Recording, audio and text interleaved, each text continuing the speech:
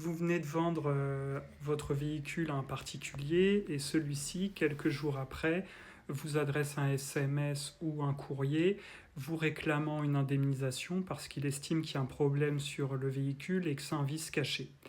Alors rapidement, quels sont les bons réflexes à avoir dans telle situation?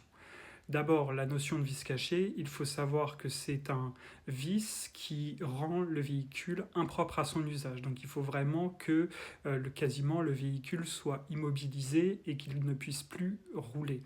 Il faut aussi que ce vice soit antérieur à la vente.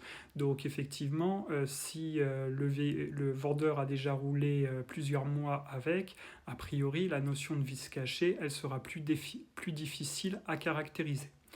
Ce qui va se poser surtout comme problème pour l'acquéreur, c'est la preuve. C'est-à-dire que pour prouver qu'il y ait vice caché, il va lui falloir une preuve technique. Il ne peut pas procéder simplement par allégation parce qu'il a entendu un bruit au niveau du moteur ou qu'un voyant s'est allumé alors qu'il ne devrait pas.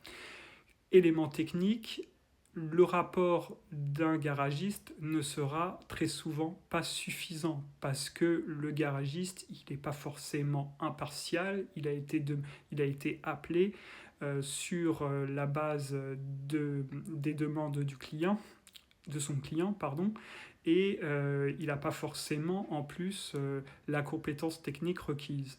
Donc si jamais il y a contentieux, il faut exiger du vendeur un rapport d'expertise, pas simplement un rapport de garagiste, rapport d'expertise auquel vous devez assister. Il faut que cette expertise soit contradictoire, sinon c'est pareil, ça aura très peu de valeur. Donc vous recevez la mise en demeure, d'abord vous lui demandez éventuellement des éléments techniques, sinon vous déniez votre responsabilité parce qu'il n'y a pas suffisamment de preuves.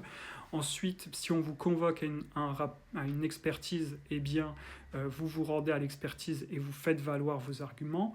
Et puis ensuite, si il y a un rapport d'expertise qui vous est éventuellement défavorable, alors dans ce cas, il faudra se défendre devant le tribunal ou lors de l'éventuelle conciliation. En tout cas, il ne faut pas paniquer lorsque vous recevez cette réclamation, même si l'acquéreur peut se montrer un peu brutal ou pressant.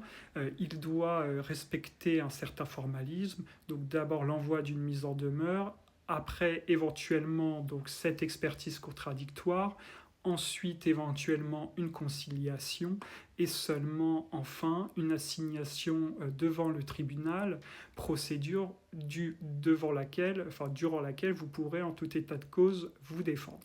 Voilà, je reste à votre disposition bien évidemment si vous avez des questions sur